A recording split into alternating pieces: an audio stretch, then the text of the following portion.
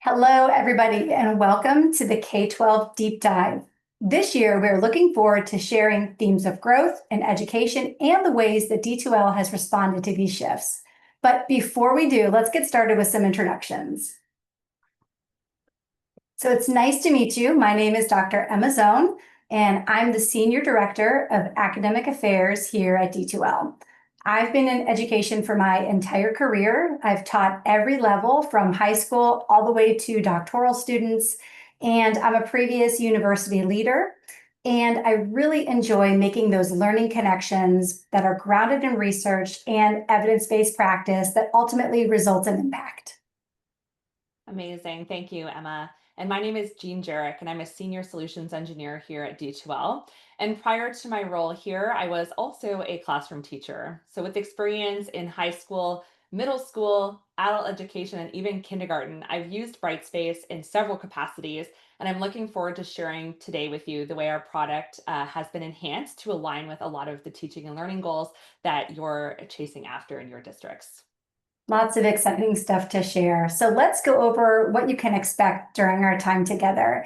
This session is all about reigniting the joy in teaching and learning. And boy, we can use that, right? We know that that is more important than ever. So whether it's through the meaningful use of AI or just thoughtful platform improvements, some of which have been requests for a long time, our goal is really to make the student and educator experience a lot more simpler, more connected, and ultimately more joyful. So today, what we're planning to do is really exploring a mix of some of the new and upcoming features in Brightspace. And these are really designed to help reduce friction, foster collaboration, and really support families. So here's what's ahead. You can see on the agenda there. We're going to start by looking at how AI is being used in intentional, human-centered ways. And we'll get to what exactly that means. We're not here to replace educators, but really to amplify the parts of teaching that matter the most and give you all some time back. Next, we'll also look at some of the workflow improvements within Brightspace Core, including one of the most frequently requested features from the product idea exchange. Really, really excited about this one. We'll also shift to collaboration tools and how Brightspace is really evolving to make it easier for students and teachers to work together. And then finally, we have some really exciting enhancements that are specifically for parents and guardians. So how we're connecting to home, because we know that stronger homeschool connections and communication is really essential for student success. So whether you're coming here as a teacher, an administrator, a leader in technology at your district or at your campus, we really hope you leave today with some new ideas and some new energy for the road ahead. Absolutely. Yeah, it's a lot of good stuff. But before we jump into all the features and functions that I know Jean is really excited to share, I want to talk a little bit about what I'm seeing sort of in the landscape of K-12. And I, in my role, have the chance to really talk to a lot of K-12 teachers, administrators. And over the past few months, I've really heard some topics and themes that come up time and again. And I think that too often the narrative that is shared is kind of one of scarcity, where we say, oh, there's not enough time. We don't have enough resources. And that's true. We're still hearing that. But what I'm seeing is that, yes, educators are looking for ways to make their work more streamlined, but that's because they really want to focus on connecting with students and families in meaningful ways. So that hasn't changed. At the core, it's all about relationships. What has been top of mind? The first one is teacher work engagement. We know that high workload and stress really contribute to teachers feeling overwhelmed. I can remember that feeling myself when I would come home with a pack of papers I had to grade, knowing I had to get ready for my next day and feeling like there wasn't enough time in the day to kind of get that work done. And we know that all too often technology adds to that burden when in reality, it really should be helping to lighten the load. So we'll talk a bit about that.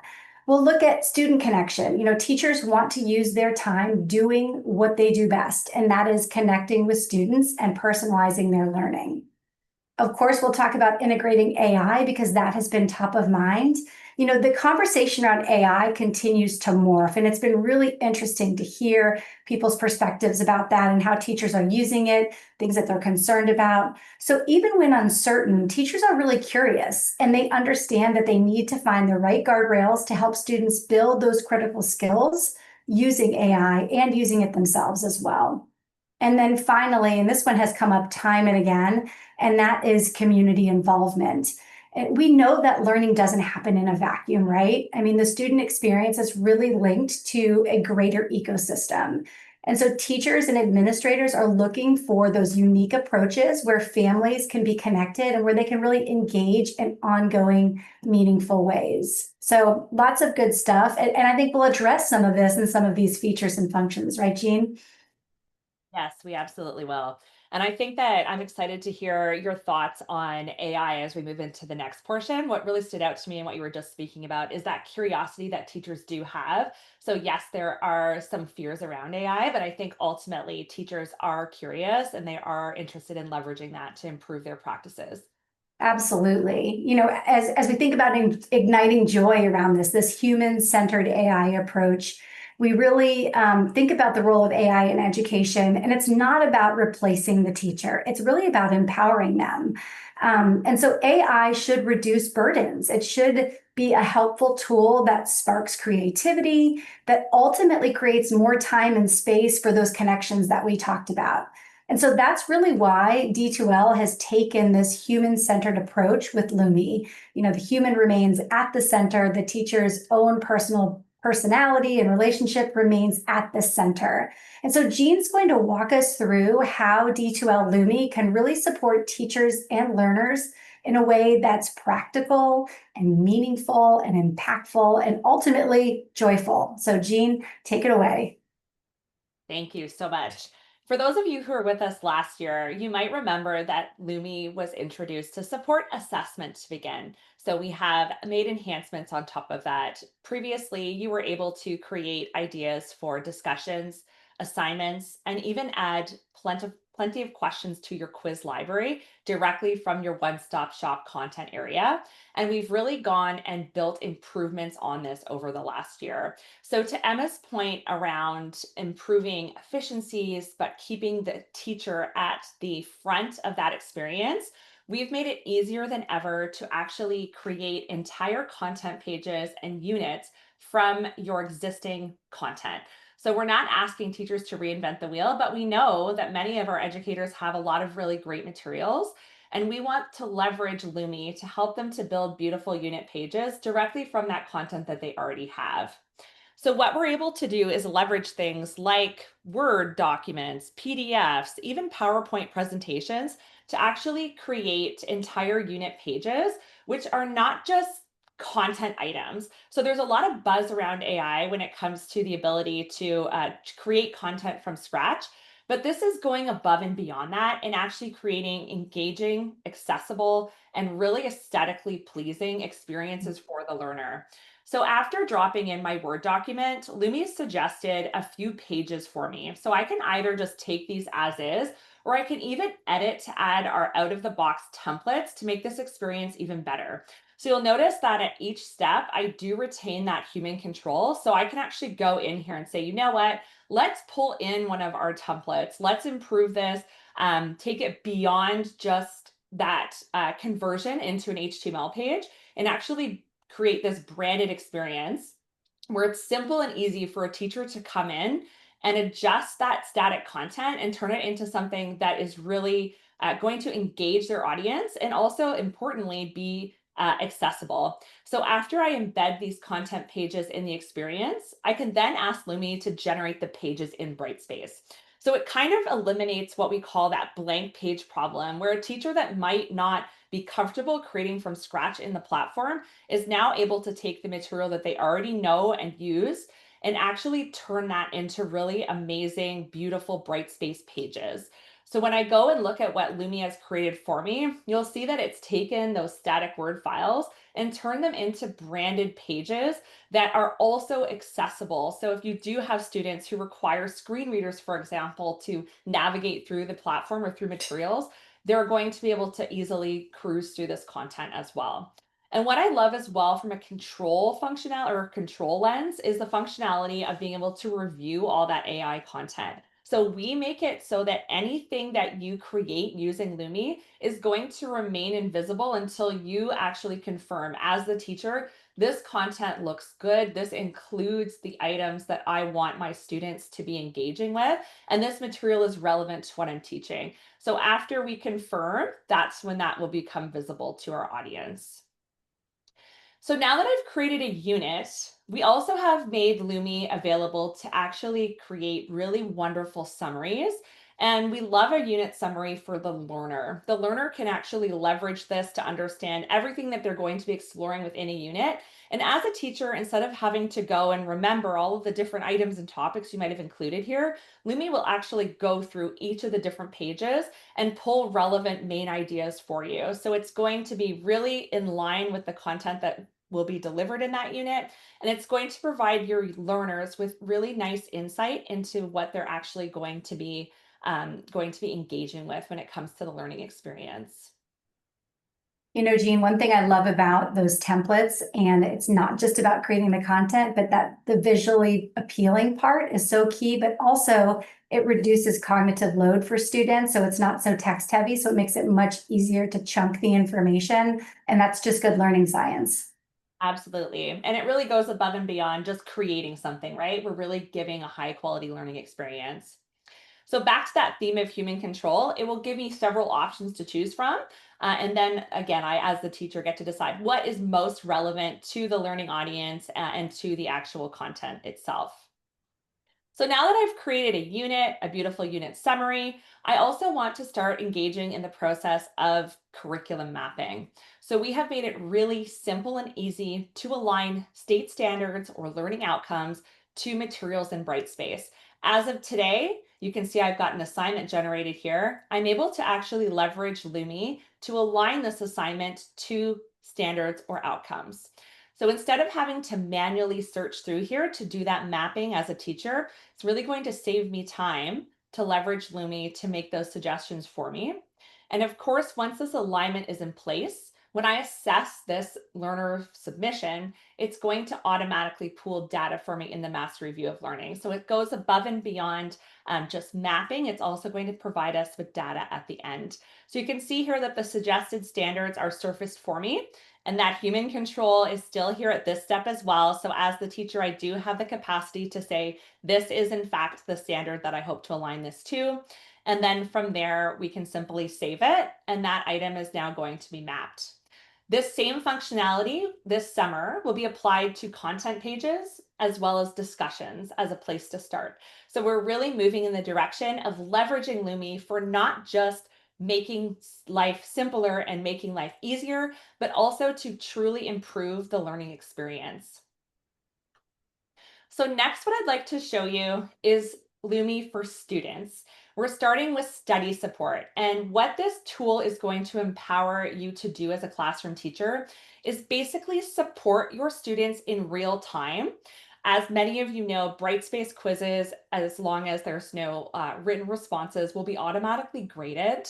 And from that experience, depending on how the student scores, they're going to be greeted with a study pathway. So Lumi will go ahead and as a student, I can fill out my answer and I can see where I land. And based on my responses, it's actually going to provide me with a study path. So as a student, I go and complete my quiz, same as always. And what it will do is either provide me with a suggestion for well done or redirect me to some learning materials. So I've already taken this quiz in the past. And what it's actually also providing from a teaching lens is insight into how students are doing on that assessment overall. So I like to think of this as support for a teacher where you may have had students or typically had to go through the data and seen where students are struggling. Lumi is actually going to perform this task for you. So it's going to call out based on the students who have taken the assessment, your class is struggling a lot with 3 particular questions on this quiz. So when I open this up, it will tell me what the questions are. So I can go in and perhaps I can either modify the question or I can modify the materials I'm using to teach students about those topics.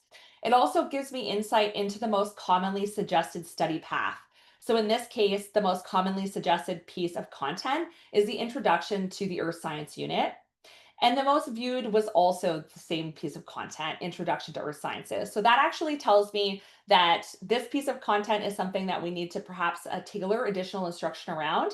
And it also tells me that students who receive this study path are visiting that material. So all of these insights where I may have had to go into a separate dashboard or manually analyze some data are now going to be surfaced for me using Lumi AI.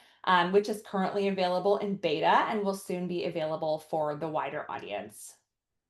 What a time saver. I mean, the power in this information is really just um, amazing, truly. And it also helps just from a consistency standpoint as well. So love all of this. Yeah, absolutely. And again, we've gone beyond just improving workflows for teachers with that AI. It really is going to enhance the teaching and learning experience and hopefully ignite that joy using things like those templates. But Yes, for sure.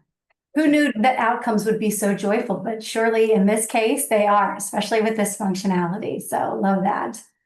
Well, let's move on to efficiencies. When we talk about igniting joy, it's not just about these big futuristic changes, right? I mean, it's really also about the everyday work that we're engaging in that can really either drain us or empower us as educators. And so that's really why we've invested in these practical, very thoughtful improvements into Brightspace Core that really is supposed to help make our day-to-day much faster, easier, cleaner, more connected, right? So at the heart of all of this is that same simple idea we keep coming back to, which is all about connection. So we know that if teachers are spending less time clicking, managing, troubleshooting, then they really have more time to do what matters most, and that is building relationships with students. So let's walk through some of the ways that we're really delivering on that promise and show us how we can improve that efficiency while continuing to ignite that joy. thank you, Emma. Well, I'm going to start off with what is perhaps one of the most exciting core functionality advances. And the reason it's so exciting is because it was asked for by the vast majority of our user base, especially in K-12, and that is print quizzes. We all have students who have IEP or 504 plan that says that they require a paper copy of that assessment. And previously, there were workarounds. Now we're so excited to offer you the ability to actually print several versions of the quiz as well as the answer key so that students can either consume that offline or perhaps a substitute teacher who you don't want to give access to your Brightspace environment is able to deliver that quiz and have the answer key at their fingertips on paper as well. So this is a small victory in terms of being able to say, we are taking your ideas into consideration and we are actioning them. And this is just one of many that you're about to see. AI is really exciting, but for me as a solutions engineer, I absolutely am so keen to share with you the improvements to core, which really impact the daily workflows of teachers. So in addition to the print quiz as part of the quiz improvement process, we've also taken gigantic leaps in the right direction to support students who require additional learning insights, insight into how they're meant to answer a question. And that includes the ability to add a rubric to a quiz long answer question. So, as a former English teacher, and Emma, I know you were a high school teacher as well. Can you talk for a moment about the importance of being able to add a rubric to a written long answer? Yeah, absolutely. I mean, having that rubric built in automatically makes it number one, more equitable across your learners and allows for those standards to be seen, easily and quickly, not only from the educator perspective, but also from the student perspective as well. So there are lots of huge benefits to this that, again, yes, it might be for students with learning differences too, but it really benefits all students. Exactly. So as a student now, and I go and see my question, I'm also able to review the rubric. So it's not just responding to this, it's understanding, okay, my teacher actually wants me to clearly explain how both cell types support life, for example. You can build them on the fly or add existing rubrics. It's really a simple and easy process. Another great improvement when it comes to supporting K-12 learners is that when we do create a new long answer question, we're actually able to provide them the ability to use the full Brightspace editor experience. So that means that they can now also record, for example, their own video response. It doesn't have to be a written response. You're able to say, you know what, I want my students to have full access to that. So when they do their answer, they can record audio, they can record video, or you can allow them to insert images or attachments. So this is another great way to accommodate students because there are students who will be working with education assistants or other staff to create an answer in advance. So they can now do this and add it to their exam as well on the fly. So that's not where it ends. With quiz enhancements, we've also added in beta the ability to include H5P question types in your quizzes. This was also one of our most recently requested PI items over the past few months. And we're really excited to say that during the quiz creation process, you can now browse through your H5P library. And when you've added the quiz questions for H5P, the experience is identical to what the students are already used to. They're just now going to be engaging with that excellent gamified quiz experience that they've been using in content in H5P. So this is a huge win for us. And again, this is in beta. We're really excited for it to become GA, which would be available to everyone in the coming months ahead. You know, Jean, as I'm hearing about all of these changes and wonderful upgrades, I'm thinking, yes, it's fun and exciting, but it's not just about bells and whistles, right? I mean, these are all rooted in good learning science, again, whether you're talking about multimodal approaches, and other forms of student engagement. So, you know, the academician in me is thrilled to see that as well, that yes, it makes it easier. Yes, it makes it more streamlined, but it's also just good teaching and learning science as well. Absolutely. We're really moving in a direction of creating a better learning experience, and it's also going to be easier for teachers. So it's a win. Right.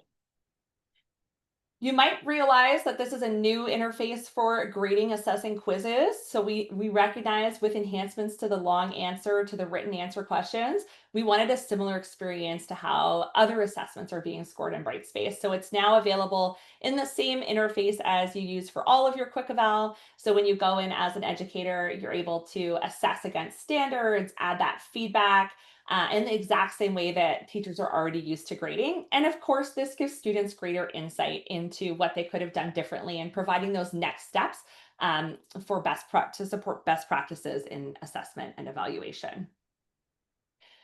So another really awesome value add from a K-12 educator lens is the ability to push assignments directly to student portfolios.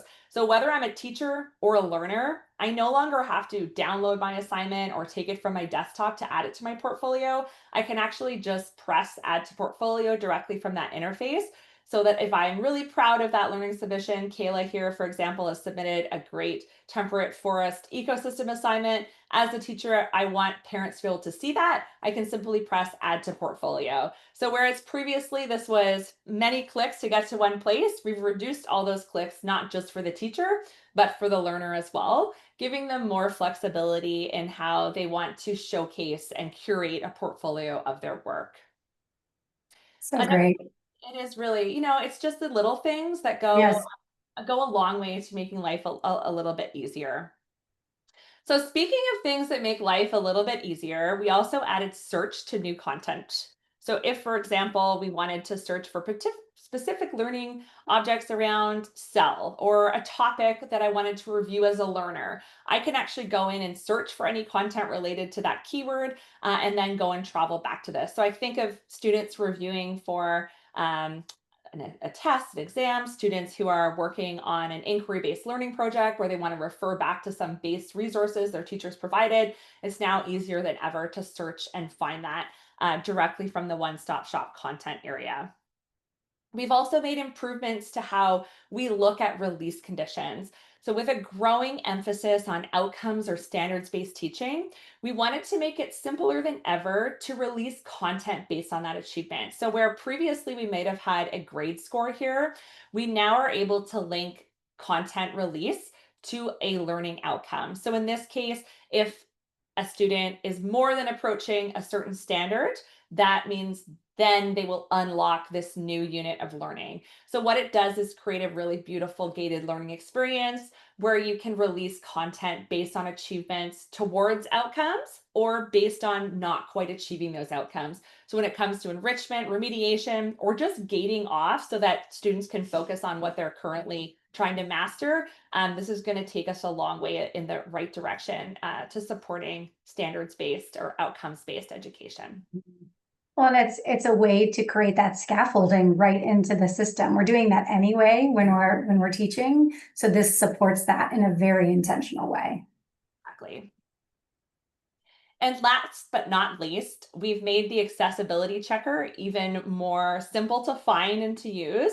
So this icon represents that accessibility checker. And when a teacher has created something in Brightspace, they can simply check to see if that is meeting accessibility standards. If there was an edit that had to be made, that would be called out and they would be prompted to correct that as well. So again, just simplifying and streamlining, but also in the name of creating really strong teaching and learning experiences. All right, let's move on to more about connected classrooms and how we're thinking about improvements to that collaboration. That's my language. We know that the community of practice around teaching and learning is critical, but we also know that teaching can feel isolating, but it doesn't have to be. And we know, again, when I talk about those themes I've heard, teachers are eager to continue to connect, to collaborate, to co-create, right? So how are we able to do that right within Brightspace? And so we've really introduced some enhancements that make it a lot easier to share, to reuse content, to build content together across Brightspace. That includes a few different things that we'll talk about, but one of those is the updates to the media library, which really makes sharing resources with colleagues a lot more seamless. Again, it encourages that community of practice, to encourage that collaboration instead of duplicating efforts. So again, that time saver piece.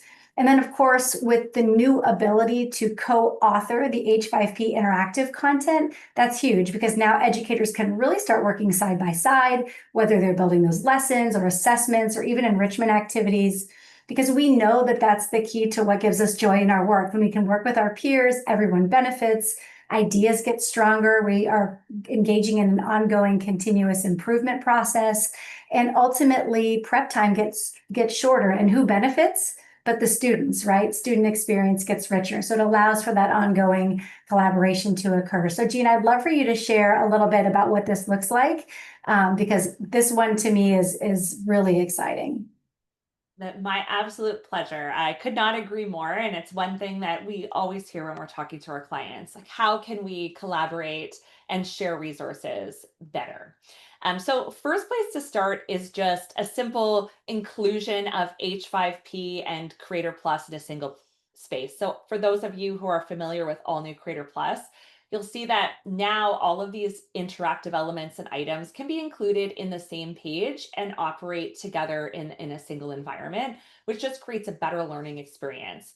Now, I can also share this after I create a bang up course. I'm able to kind of share these resources, especially if I want to share a course package, which I'll save the best for last in that media library in just a moment. But what about if I'm making an awesome hotspot and I need help from an expert?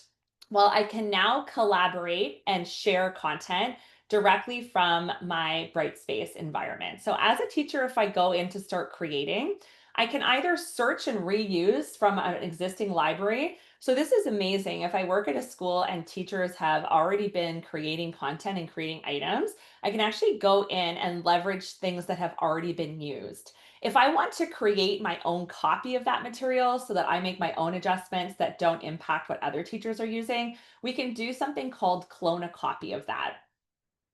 Another excellent way to leverage sharing is to basically co-collaborate on an item here. So a few things that I can do if I really was proud of parts of an ecosystem, fill in the blanks, I could publish this, I could share with my entire school. So I can organize based on, say, other science teachers, or with my entire organization. And I can also invite someone to collaborate alongside me. So it's really an excellent way of enhancing the co creation experience and also recycling those materials. So I don't have to create things from scratch. I can draw from an existing ecosystem of resources. And I can also invite experts of SMEs in my building or across my school district to come and participate in authoring content objects alongside me. Once we have an excellent course, many of you are probably familiar with Discover as a way to share professional learning courses and resources. And of course, we can also do that. But why not publish our courses that we're really proud of so that we can help support other teachers? They can search this catalog by subject that they teach, they could search it by other keywords, and actually go in and enroll in a copy of that course where they could then pull content from to recycle in their own classes. Another really excellent way that teachers can share content from one course to the next is through massive enhancements that we've made to the media library. So you can actually publish course packages to this space now, and you can do things like transfer ownership. So, for example, this is a folder of grade 2 content objects, but it could also be a course package. I'm not going to teach this next year, or I know someone is moving into seat, I can actually transfer ownership of these objects to that teacher to really ensure that they're not reinventing the wheel and starting from scratch. I could also take a copy of an entire course package and do the same thing. So it's going to be easier than ever to share that content. And it doesn't have to be an entire course package, it can be a single object. Another thing that you'll notice is that we have also made improvements to the asset types that can be stored in the media library. So you can now do things like add PDFs, images, documents, or other content that you might be interested in either recycling or sharing with others. So it really is a huge improvement to the space that's going to make a massive difference when it comes to sharing and also organizing your materials. I'm thinking about just all different teachers at the various life cycle stage of their careers. Think of how valuable this is for somebody who's just starting out, who's trying to really get their bearings in their experience as a teaching professional, all the way to folks who are veterans in the field but are looking for new innovative ways to bring to their students in classrooms. What an easy way to share, and so burdenless, right? I just think that's one of the key parts, because we know teachers like to share with each other, but sometimes it's just hard to figure out mechanisms to do that. Yeah, exactly. And it's now simple and easy. And last but not least, on the media library, you probably recall that you can record video content directly from this space. So I've heard a lot of our clients using this to record basically unit summaries so that students can revisit, or if there was a really critical lesson that they wanted students to be able to cycle back to, you can actually record that, store it here, and even recycle it for next year. So again, a great place to not only collaborate, but ensure that you're not repeating the wheel yourself as a teacher year over year.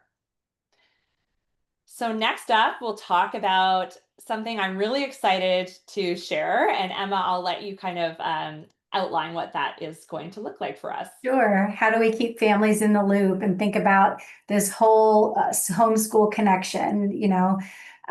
We've heard in the news around things like absenteeism, and how are we better connecting with our school communities outside of both physical school walls, but just bringing different people into the conversation. And this is how we do it, right? We also know that the homeschool connection is really critical to student success. And so we'd love for you to give us a sneak peek into how there are more effective and efficient ways for teachers to be connecting with parents and guardians, and also understanding whether or not parents and guardians are even able to see what's being sent. So let's take a deep dive into some of these features as well. Yes, absolutely. So many of you are probably already aware that a lot of the functionality in Brightspace for parents and guardians is an automation that occurs. And that was designed really intentionally to lighten the lift for teachers. So whether that's assignment upcoming due dates or overdue assignments, portfolio objects that have been surfaced, activity feed posts, etc., all of that is automated into the portal. But the concern from some of our teachers was, well, I'm not actually sure if the parent has seen that. So we have made upgrades that will be released this month. So very exciting. When we go in to view that parent guardian information from our class list, we're actually able to see when they last logged into the parent portal, which is key because I think for a lot of teachers who are relying on this beautiful automated process, that piece is great, but not knowing if the parent has actually engaged with it was a barrier for them. So we've now removed that barrier. And you can also see whether or not the parent has signed up for the weekly summary. So maybe they haven't logged in the last few weeks, but you can rest assured that to their email, they are receiving that weekly summary. You're now also able as a teacher to view exactly what the parents are able to view. So that can release some anxiety. Teachers being a little bit unsure as to what exactly has been automated into that space. When I go and select view as a parent or guardian, it will actually empower me to see the exact view that the parent of my student is seeing. So I can rest assured that it's not anything that I haven't surfaced, or if, for example, I was unsure, did I send that portfolio item? Like, can they actually see it? You can actually go and fact check that now and see exactly what the parent is seeing when it comes to what's been surfaced in the parent portal. So those are huge improvements, and really excited to share because I think this demonstrates, not only some anxiety relief for teachers, but also D2L's commitment to making improvements for the K-12 audience. Absolutely. And I think just to be able to have that confidence that you're sharing what you want, that the correct messaging is getting across. It's not just going into a black hole where you don't know who sees what and what exactly they're seeing. So hopefully that will take some of that, like you said, anxiety out of the equation for educators. Yeah. For sure. And last but not least, we've also committed to exploring. So this is not yet on the roadmap, and I can't promise that all of this will be released, but we are exploring all of these options. Again, this was based on feedback in Pi, bulk email to all parents. So kind of sending a one-click course communication. We're exploring that. We're exploring the possibility of including parents as one of the strings and intelligent agents. So that was been something that's been frequently asked for. And again, this is exploration. It's not a guaranteed roadmap item, but we are kind of committed to how can we improve this experience. And finally, parent specific announcements. So instead of having to rely on that activity feed, we are exploring should we release an announcement that would only be visible to a parent audience and not to a student audience as well. So I'm really excited to share hopefully more updates on this exploration that we're currently conducting. And with that, I'm just going to pass the baton over to Emma to just kind of give us some insight on what we've talked about today and how that relates to what she's seen in the fields. Yeah, thanks so much. I mean, I think one thing that really stands out is just how so much of what we're introducing is based on feedback of what teachers, administrators want. So that's the key, right? It's taking what's happening in the field and translating it into the solution and understanding it's about people and it's about how we think about that intersection of technology with teaching and learning. So thank you to all of you for really taking time to dive into these features. And I'm sure they will spark joy. Listening to this and seeing the demo, Jean, has also sparked joy for me as well. So thanks so much for really showing that to us and showcasing it so beautifully. My pleasure. And I look forward to hearing from all of our clients how these improvements help enhance teaching and learning in the year ahead. Thank you so much. Thanks.